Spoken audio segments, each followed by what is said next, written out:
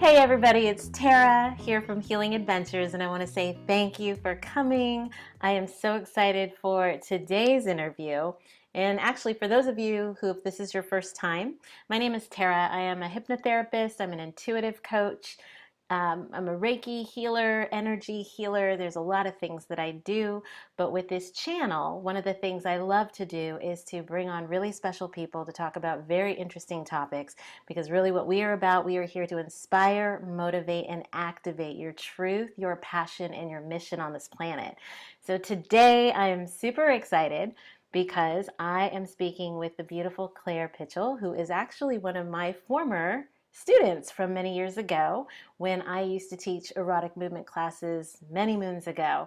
And so the topic we're going to be discussing today is female sexuality and how it is the seat of every woman's power.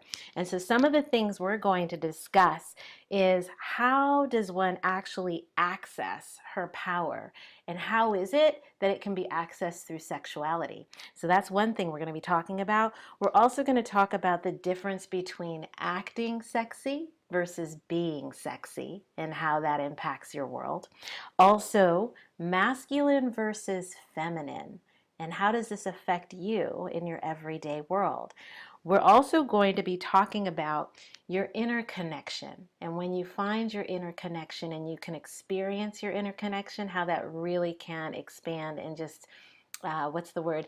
Have your inner power explode. That's one way to say it. But those are some of the things we're going to talk about. But before we get started, I do want to introduce the beautiful Claire, who I've known you now. Gosh, oh my gosh, how long have I known you?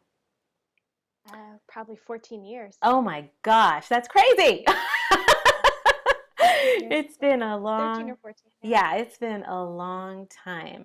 And so a little bit about Claire. So she is actually a clinical social worker. She works at UCLA. She runs a number of groups in UCLA, and she works in the area of heart disease.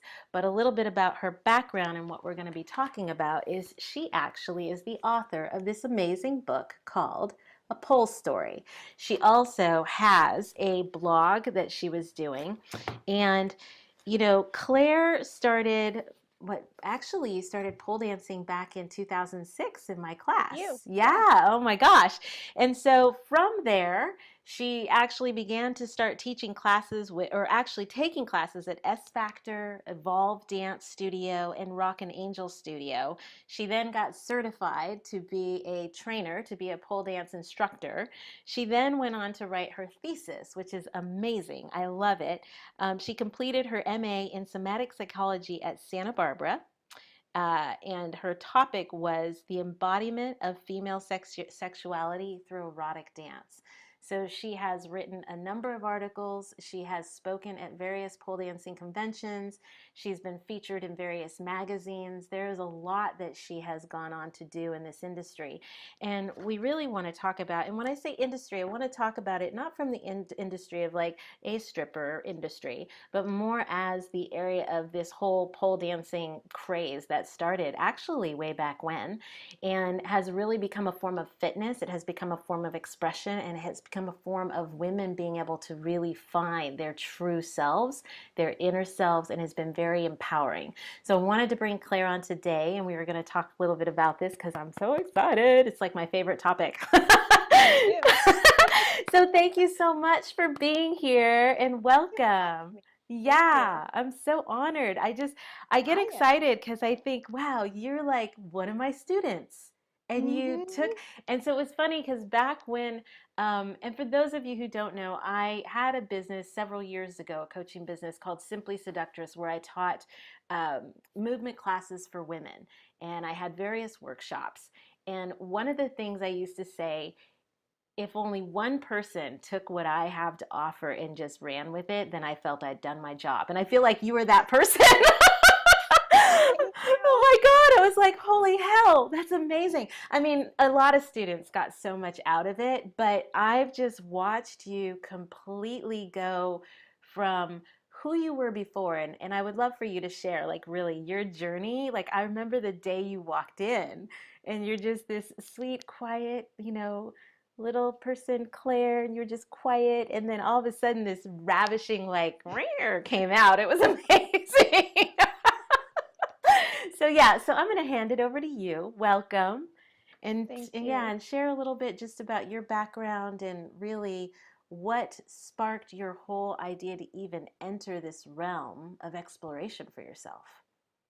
Well, I always say that I owe it to you because I do. Oh. Um, you were the reason that the first reason I ever went into pole and the reason I kept doing pole. I think if I had started any place else, I may not have stuck with it. Oh, But thank because you. you combined that coaching piece and that exploration and that self-reflection piece into sexuality, sensuality, so it wasn't just movement, it was Mm, like, who are you as a woman in your sexuality? I could really hook into that, right? And I was wow. doing my degree in psychology, and I'm a very like cerebral person. I don't like embodiment, all that stuff I mean, I knew about it, but I wasn't really into it the way I was until I got into my master's program and then also started taking pole dancing classes. So it's funny that you remember me as like quiet and shy because I don't think I come across that way anymore, but No, not at all. I probably did back then. And I went into your class thinking, I always tell people this too, my new students, and I went into pole being like, I am going to be so effing good at this. Like, I thought I would be so amazing off the bat. And then I got in there and I was like, this is the most terrifying thing I've ever had to do. And I'm not that good at it. Oh, you were But it took amazing at time. it. I It just, took our time. first It class took was time. so amazing. Yeah, Yeah. no, And I'll, that was the best class, actually. One of the best yeah, it was classes. great. It was great.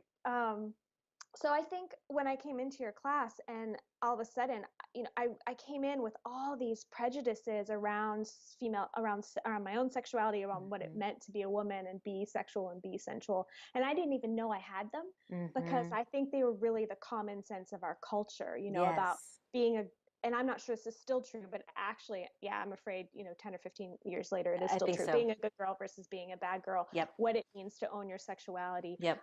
how you're viewed as being fully in your sexuality and sensuality, how that looks completely different for different women, right? Hmm. Um, and that knowing that is a bodily experience. It's an experience Yes. that comes through your body. So, all of that was I didn't know as I walked in the door. I may had an inkling, and that's why I Hmm. came in because I watched you move, and I was like, I want that. I want to know how to do that because I Mm. could see that luscious, Oh. feminine, empowered, this is who I am, this is my inner rock goddess beauty.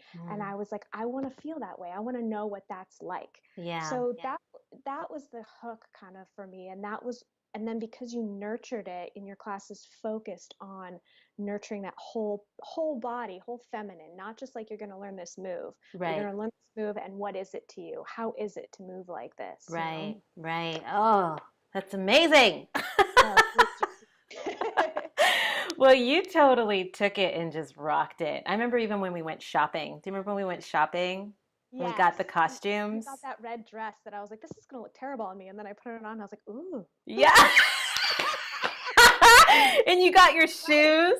Yeah, and you got your shoes. Oh my God. It was over. It was over. Oh my God, it was so much fun. So much fun. Really fun. Well, so tell me more, so there you experienced that. And what did that really open up for you? Because you then took it on to really a whole new expression for the world where you began sharing it with women. You wrote a Yeah. book, you began to teach classes. Yeah. What is it within you? What got triggered that really woke up within you? I think by starting to be given permission Mm. to even move my body that way, to Mm-hmm. even think about myself as like not sexy, and we'll get into being versus acting, but a sexual creature, and to understand that um, in a sense this was my birthright. This was my birthright as a woman to move this way, that this was a movement that women had been doing for centuries, that is steeped in all these different cultures and all these different Right. traditions. So I started to really there was something about being in my body that way that was so delicious and so empowering. And I recognize around me, like, oh, this, most people don't know about this. Right. Most women don't know that this is around or even okay, or they have Right. all these ideas about it that are Right. really kind of negative, you know? Yes. Um, and again, I want to say, I don't think that what I do or my version of sexuality is the only version. I Right. think it's my version. However, I do think you have to explore, and that exploration is almost always like a bodily experience in order to really find out what you like and don't like. So, so I did this movement class with you. I took all of your classes, Hmm. and I was in this program doing my master's in psychology, and the two clicked. It was like I went to my advisor and was like, "Can I love this movement, and this is what I've learned." And fortunately, he had a PhD in human sexuality and then like a Just PhD in great. psychology from Harvard. So he was like, yes, do it. Make this your thesis. Go to strip clubs for a year if you have to. And I was like, what? Really? Okay. So, he signed off on it. And it fueled me even more to be able to tie what we were doing in that movement into actually this is an embodied practice of female sexuality. So this is Hmm. a way of really getting to know yourself and discovering pleasure and being able to set boundaries around that. I mean, Hmm. I think you used to say you don't know what you want until you know what you don't want. Right. Yeah. Like you taught us about those boundaries too, like in finding pleasure. You Hmm. also know that this is pleasure, this isn't pleasure, Right. so setting those kinds of healthy boundaries. And to me it became a bigger vehicle for like, well, wait, how are we as women going around being able to give consent or not give consent? I started to realize that a lot of people's versions of what they wanted or didn't want was about what someone else wanted or didn't want from them. And again, it Right. was this cutting off from here down. Mm. Mm. Because we're not taught, get into your bodies, move this way, find your power in this No, it's just movement. like you said, we're taught to stay right here to here. Stay up here. Mhm. Don't feel your heart. Don't feel your sacral, solar plexus, your root. Don't feel any of it. Just here to here. Yeah, yeah. And it's not, it can't, that's an intellectualized version of what it means to be sexual. Oh my God, yeah. Oh, I love So, that. I love yeah. that. And so, I wanted to talk about how does one access her power and why through sexuality? Like, and I think you're saying it a bit, but how is it that you think that that is the way in? Well, I think when I was doing this movement and writing about all this and exploring it, for myself, I found such tremendous power in it. To me, like I realized, not just in a strip club, which is one version of it, right? Right. But in a dance class, in everyday life, when you can embody that very sensual, um, sexual part of your being, and that doesn't mean you're throwing it out there to everyone. No. It it is it to me. It is our seat of our feminine power. It is how we sit, and it's tied into making babies, and it's tied into becoming mothers, and it's tied into a sort of a deep knowing. So I almost Yes. think of it as like, this will sound a little woo woo, but like womb knowledge. It's like deep knowing, internal knowing, when you can sit in your body and find that sexuality. Also, we have a long history of women just being completely um, shunned, hunted, killed, Hmm. so many different things for their sexuality, because of their sexuality, Right. because of being just for being women sometimes, and Right. also because you're too this, you're too that, you're not enough this, you're not enough that, you're a whore. I mean, one of the biggest Yep. biggest insult, Yeah. to that we give a woman is that she's a whore, and then usually we kill her for it in other cultures. Fortunately, not in ours anymore, but to some extent, yeah. So Yes. I was like, wow, something that is so stigmatized, and then on the one hand, and then so idolized on the other hand,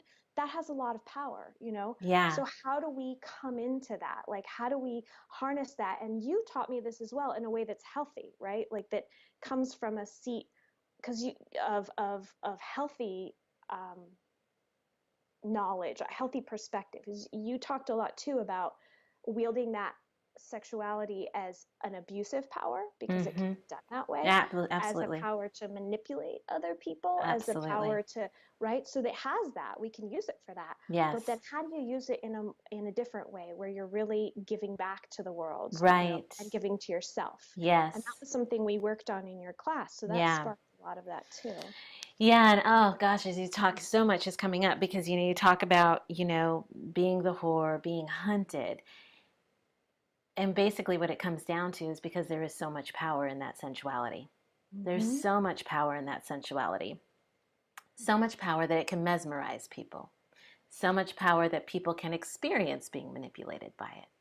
But the fact of the matter is, and maybe some people, and no, there are people that are manipulating you with it, and there are other people that are not.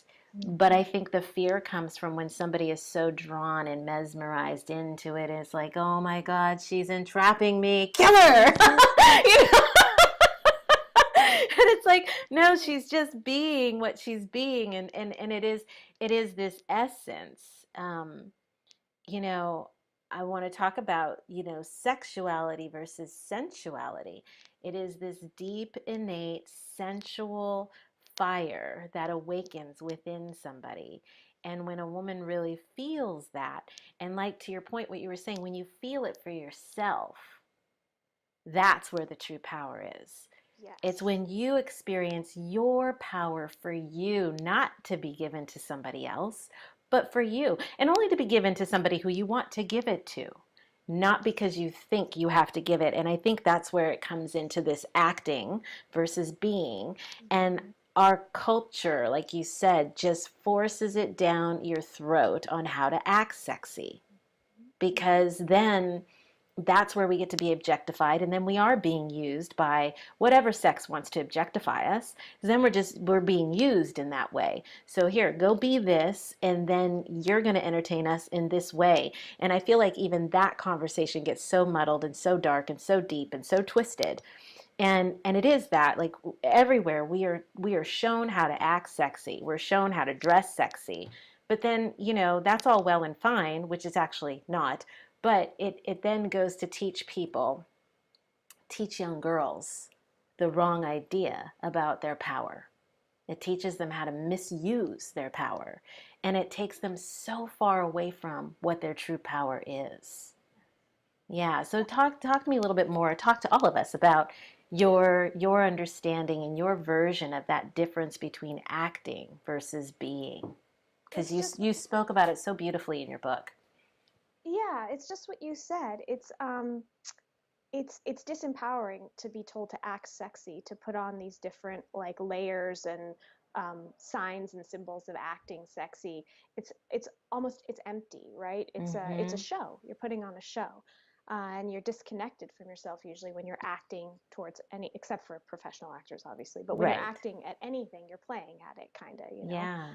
But being sexy, that's again, that comes from an internal place. That comes from knowing deep down inside what works and doesn't work for you and what you feel is sexy. For you. And I think we Yeah. see that even more coming out now with the transgender movement, where you have people who are really discovering this is who I am, this is how Mm-hmm. I need to be in the world. Mm-hmm. And I feel like women are really, I hope, also coming to a place where they can say, this is who I am, this is how I need to be in the world, this is what is sexy to me, this is what makes me feel sexy. And it may be like 8-inch stripper heels and like some vinyl leggings, and it may be like ballet slippers and like a little white underwear. Like it could Right. be, you know what I mean? It has, and that's not even covering a wide range. Like I'm still in Right. lingerie, but Yeah. there's so it could be a flannel shirt, it could be Yes. nothing, it Yes. could be rolling around in the mud. I don't know, but find it, Right. find. So that to me is what being sexy is about, and then no one can take that from you. Yeah, so being sexy is really it's about finding that internal power and then finding what works for you and moving through the world in that way. And I think what we were referring to young women, we teach them um, how do you know that you're wanted? We might ask, how does a young woman know that she's wanted? And a young woman will say, well, does he or she want me? Then I'm wanted, right? Right. So that's a very like twisted version of desire, and Right. it's has nothing to do with feeling what feels good and what doesn't feel good, and experiencing or exploring pleasure, and everything to do with like an outward projection, right? Right. And so the more we can teach this internal knowing through movement, through the body, pleasure feels good. It feels good here. It doesn't feel good to be touched there. I like this, harder, Right. softer, faster, whatever. Right. I like this movement. This fabric turns me on. Yes. This this hair whip is everything to me. This is Yes. who I am, right? Like Yeah. these things make me feel fire, Yeah. then we really have an opportunity to like start to make choices from an embodied place, from a Mm. place that has power. So Mm-hmm. And you get to have say.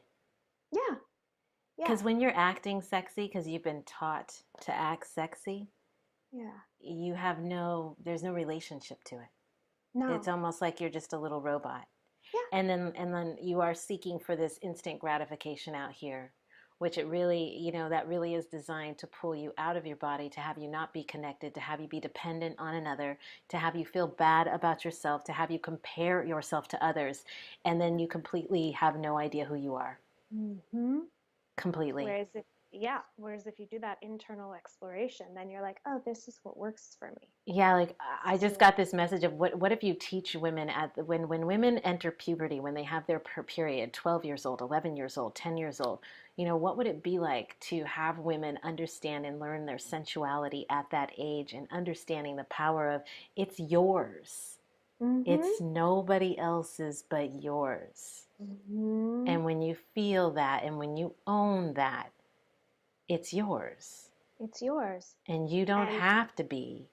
You know, it's funny because I refuse to kill my feet for men. I refuse to wear high inch spike. I refuse. They look hot. They look sexy. But if a man wants that, the only time he's going to catch me in those is in the bedroom for him doing some performance, because I am not going to do it out in the world. Because, yeah, and it's like, I'm not going to kill my feet for him, or anyone for that matter. I'm going to find another way that feels good, that has me feel radiant and still has me feel sexy. And that's the difference. But yeah. so many women are like, let's like put on the heels, put on this, put on that. And I have to say, I still wax, and that's one of the most painful, idiotic things that I do, but I do it and it's fine. And Yeah. it's more about for me anymore. I like the way I look and feel when I'm all waxed up, but it really is about, are you doing this for who you are? Or are you And I doing it to get some attention or some approval? attention. Right. And unfortunately, I feel like that attention or approval can come from all sides. So I've seen women get judgy about waxing or not waxing, like Mm. as if you wax, you're somehow conforming to that ideal of what a woman is supposed to be in the Mm. world. And so you're like under the spell of the patriarchy or whatever.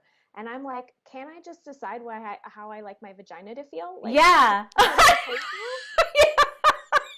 Like, God, it's none of your business, And I see Exactly. people like do that. It's like everybody feels like they have a right when it comes to female bodies to be like, no, now you're obviously on this side of the argument, and like, oh, you have hairy armpits, well then you're clearly a femme. These sort of Yes. stupid categories, which is like, I know what I like. I know what makes me happy. I'm not Yes. brainwashed. I've explored it through my own body. There Yes. are things I don't do because it's uncomfortable. There are things I Right. do because I love them. Yes. And I And totally agree with that, because I've seen um, that, especially with, have the bush, not have the bush, have the armpits hair, not have the armpit hair. And I've seen women get really like, armpit hair, and oh, those of you who don't you're conforming. It's like, no, I just prefer, I've done the armpit hair, and it's too much for me. I not for like it me. clean. It's for me. I don't care about him or her or whoever.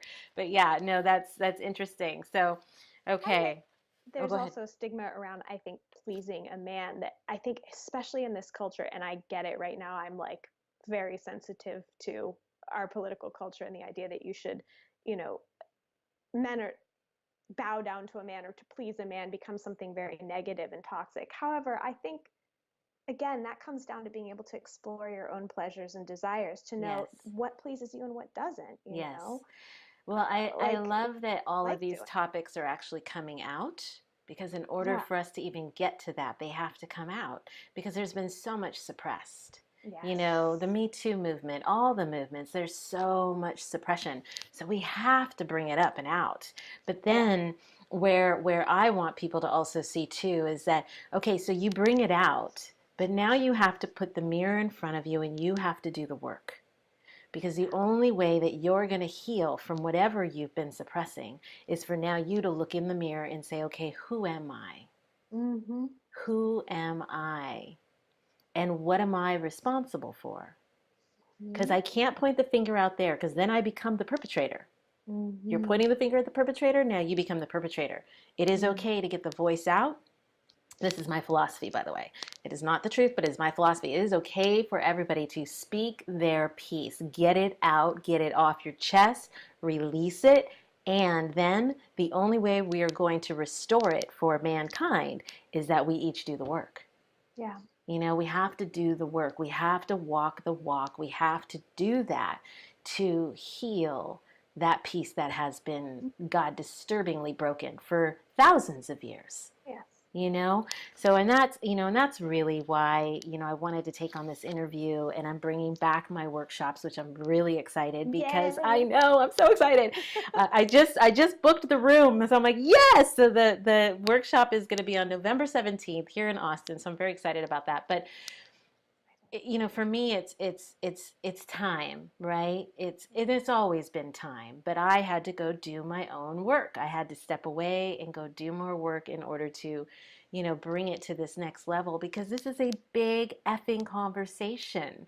It's Mhm. not just some little like, oh yeah, just do whatever. This is a big deal because it is the future of who we are as men and women, and really understanding who we are, creating those boundaries, accepting one another, having compassion, and loving each other, and it starts with each of us doing that work. But women, I believe, we as a collective need to bring our power back, and that power is within. And this is a great segue because this goes right into masculine versus feminine. Mhm. And oh my gosh, so you and I know in this world we are so freaking masculine. And you said it in your book. I just love it. Where did you? I have it right here. For example, many women have gotten used to behaving in a very masculine way, directional, goal oriented, and assertive in order to accomplish certain things in life. There, there is, of course, nothing inherently wrong with this, and women have achieved quite a bit in doing so, absolutely. However, a possible pitfall to over-exercising the masculine is that a woman loses touch with or forgets how to live in the more receptive, more feminine side. And amen to that, because I feel like we've had to be so masculine on so many levels. And it's almost as if we've forgotten and lost like who we are as women. And the world it's still yin and yang. We still need Mhm. that feminine piece. And so I would love to hear from you, how do you think that has really impacted us globally or just even culturally in this conversation? Boy, And that's a big one. I mean, yeah, and it's changed. It's changed even since I wrote that book in 2011, right? The world has Yeah. changed. I think we tend to live in a world that heavily emphasizes, like I said, that sort of linear thinking, goal Drive, oriented, drive. direction oriented, Mm-hmm. very like hunter Yep. sort of Yep. moving through the world, get things done. And I think it's great. I think what we don't see and what we don't value as much is the more feminine sort of uh, it's almost amorphous. It's like multiple things at the same time. I don't want to say it's circular, but it's floating more in sort of how do we move around like this, right, as opposed to like Mm-hmm. this. How do we Mm-hmm. stay more in the emotion and more almost more relational, or the way that we relate is a little more fluid. There's The more allowing, the fluidity and the flow. allowing and the Mm-hmm. receptivity, right? So there's Yes. that receptivity on the feminine side. Um, and I'm using masculine and feminine loosely. I'm not like male female, but Yeah. and and I guess what I see happen when you're too much on one side or even too much on the other, I guess, is that we are out of balance, right? Yep. But particularly when you're lacking in the feminine, um, it becomes hard you become disconnected from that piece, from your power, in a sense, because again, Mm-hmm. like knowing how to stay in that open, receptive space, learning how to even know what that feels like again in your body, to Yes. make decisions from that place, to be like, Yes. okay, how do I stay? How do I move through? It's not rewarded in our culture. Like Right. no one's pats you on the back for that way. They're like, can you hurry the F up, please? Or Right. like, what are you doing? You know? Yeah. What am I doing? I'm being in my feminine. Yeah. So Yeah. it's not rewarded. We don't value that way of being in the world pretty at all. Like you don't see it as a measure of success Yeah. in the traditional form of success. And yet it's so important. And I Absolutely. think more people have written about this, and we've seen more since I wrote that book in the literature or just popular literature Yeah. about this idea that women are working too hard and they're too driven, and then they come home and they don't know how to be there for their husbands, or they Right. don't know how to relax into or whatever. Yeah. And then I think some of the what was that series called, the gray 50 Shades of Gray, Yes, I like haven't seen it. I I don't know if I loved the movie, but I tried to read the book too. It wasn't for me, but they, that whole, there was a huge buzz around that, and like, oh, all these women, they want to be dominated, but it's because they don't know how to be in this space. And again, it's like that, it was an extreme form of submission that she was in, right? Mm-hmm. She's super submissive, right? Mm-hmm. Um and that clearly, like, there's a lot of fantasy around that in popular Sure. culture and entertainment, Sure. right? We don't know, like, we're not used to being in that space, and to some extent, without a real understanding of consent, that space can be really dangerous, right? So then you Yes. have to talk about consent too.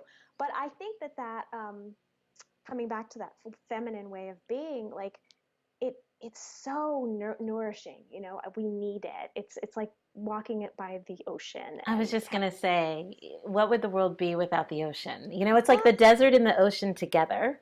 yeah, or the There is a mountain. balance. Yes, there is a Yeah, balance when you have the desert and the ocean, or the mountain and the oceans. There's yeah, this balance, and it is, I think, too, we often lose sight of the balance. I see it as a single parent, a full-time single parent.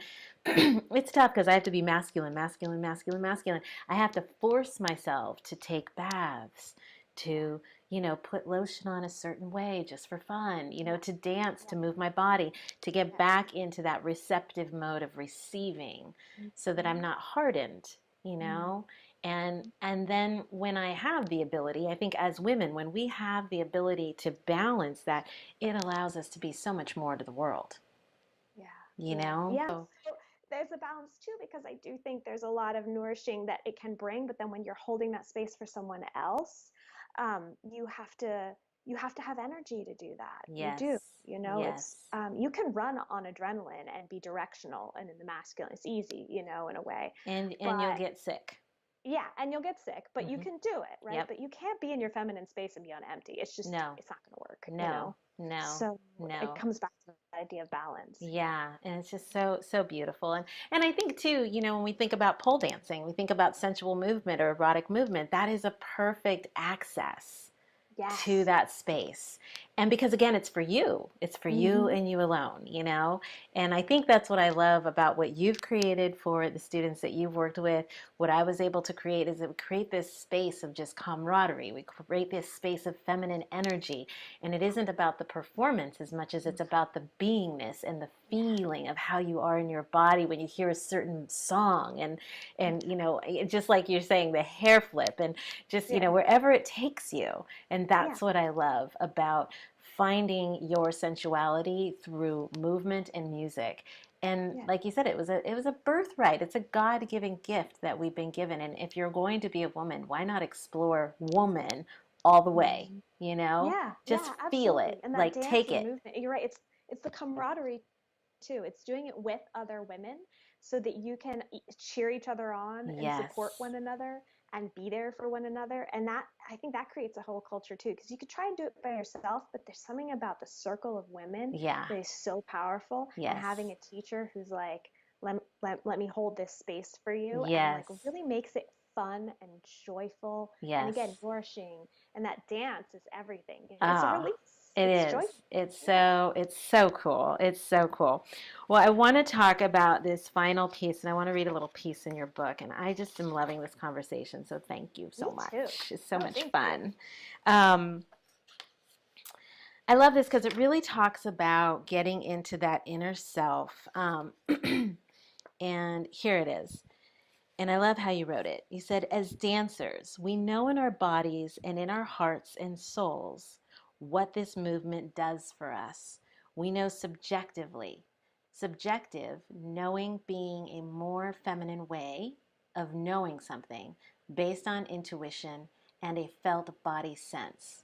That this movement has touched us, shaped us, woken us up, ignited fires, and yes, changed our psyche. And I love that because it is when you find that inner fire for you.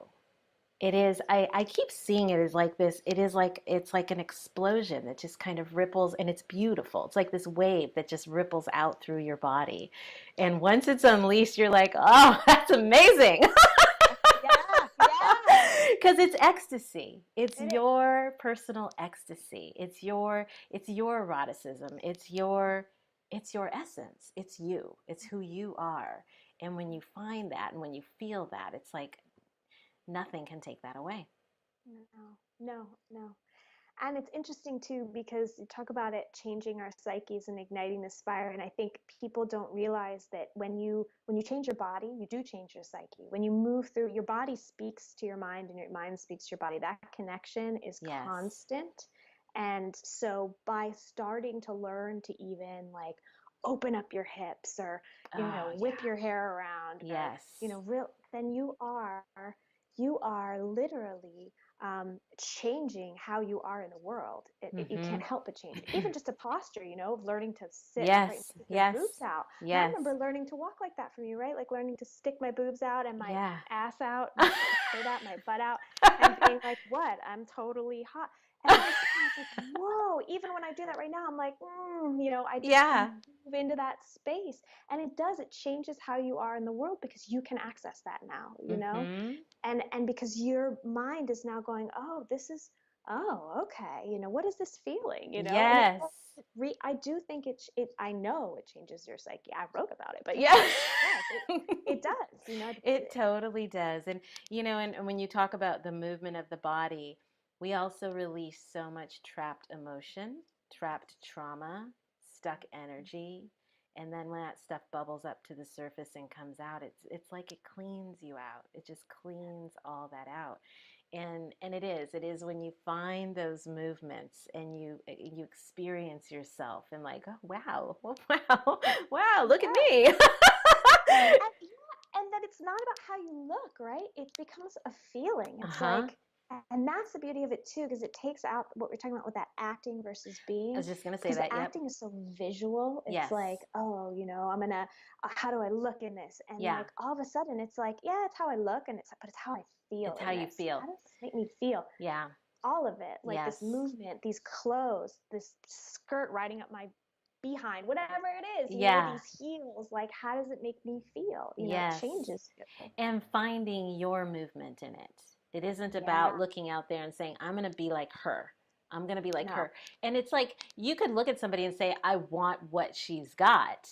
But it isn't Mm-hmm. like, I got to be like her. It's like, well, I'm going to go find whatever it is that she's got over there. I want that to come out here. And how do I get there? And that's, because each woman, this is what I love too when we all watch each other, is that you see these beautiful, just variations of woman, Yeah. and just how we all move. And it's just so incredible and so beautiful and so delicious. Like you said, it's just Yes. like, wow, look at her, and it's just, and then you feel yourself and you're like, and it's a feeling. It's just, and it feels so good. And you can even feel it kind of radiate in your body. You radiate, like your Yes. body starts vibrating because you're just Yeah. glowing. Yeah, it's Yeah. amazing. It's No, amazing. I'm smiling so hard because I remember you saying that. It was one of the first and biggest takeaways I got from your class, Oh, which was that all women are beautiful in oh these yeah. different ways. And I didn't believe you, right? But then I learned that through Yeah. the class and you sharing your stories about also that men are attracted to all different kinds of All women. kinds. I thought I needed to be a certain way, but I learned, and even through going to clubs, like, oh, yeah, like there's all different versions of beauty in Yes. there, of eroticism, of Yes. movement and all of that ignites different fantasies and archetypes, and it's like, oh yeah, no, it's not just a one note. And you wouldn't say a rose is more beautiful than a lily. They're just different, They're you know, different. or Yeah. whatever. A daisy is prettier than I don't know, a violet. Like, you just Yeah. can't even compare them. No, no. And that's the beauty of this work. Yeah. So, yeah. Oh, is there anything else that you want to share? I just want to say thank you. Um, no, I mean, I think that this movement has the potential to be incredibly healing, even on a therapeutic level. I Yeah, do. I think it's in the right environment with the right teacher, it changes your life, and it absolutely. opens your heart, and it brings you into a kind of being in the world that is um, it's like you cross the line, you can never go back, but it's the best thing ever. You know, it transforms you. It does. And you bring up something really great because it does. It opens your heart. It Yeah. softens you. It removes the fears. It removes the doubt. It removes the anger. It removes Yes. the hatred of self or the Yes. hatred of men or the hatred of others. Of women, yeah. Yes, it removes that stigma that we have with Mm-hmm. each other that has been culturally created to have us, be against each other. It does. It just melts away all Yep. those layers. And that's, you know, I love that because it brings us together and it does. It opens your heart. You're softer. You become this Yeah. soft, Oh, feminine individual yeah. and you just you're balanced because you know Yeah. who you are. You know who you are. Yeah. And I love that you said that, because the fear melted away after your class. That fear Mm. of other women, of not being good enough, of not Mm-hmm. being sexy, of not knowing what that was, all that went away. And my heart opened. I mean, was much more open after that. It was Mm-hmm. literally a heart opening experience of like, Mm-hmm. oh, and acceptance. And just, again, my world got bigger. I was like, wow, what Yes. an amazing gift. Yeah. Yeah. Yeah. And you bring that to the world all the time. You are just like this amazing light.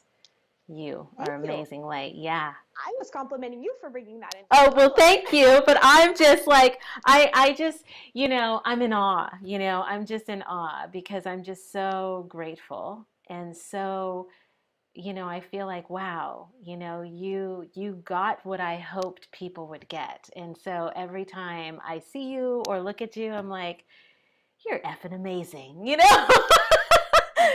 you. because you It's took because it of you. and well, thank you. It Yes, is. thank you. And you took it and you did something so beautiful and divine with it. And I'm so honored. I'm honored. I'm even honored that you put my name in here. So thank you. Oh, yeah. I had Yeah. Well, I just want to say thank you. I don't think this will be the first time I bring you on here because as I continue with these workshops, I feel like more conversations are going to come up. And I know that are you still teaching and where can people find you? So I haven't been teaching since I moved back to LA. I was teaching in DC for a couple of years and it was great. I loved it. Mm-hmm.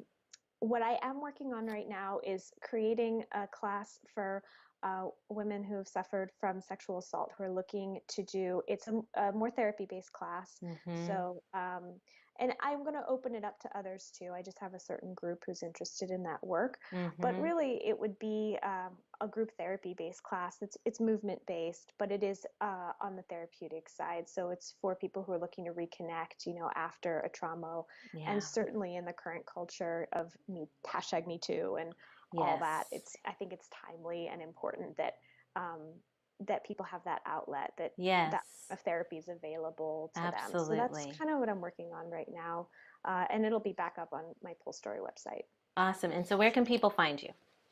pullstory.com. Pollstory.com. So everybody, I'm going to have a link. Here's the book, A Poll Story. And actually, although she is Claire Pitchell now, it is actually Claire Griffin Starrett. But I'm going to Yeah. put a link to this book down below. You can find it in the description. I'll also put a link to her website down in the description. And I love you. I I love thank you too, you. Tara. I'm Thank you. so excited to have shared this time with you, and Yes. thank you so much.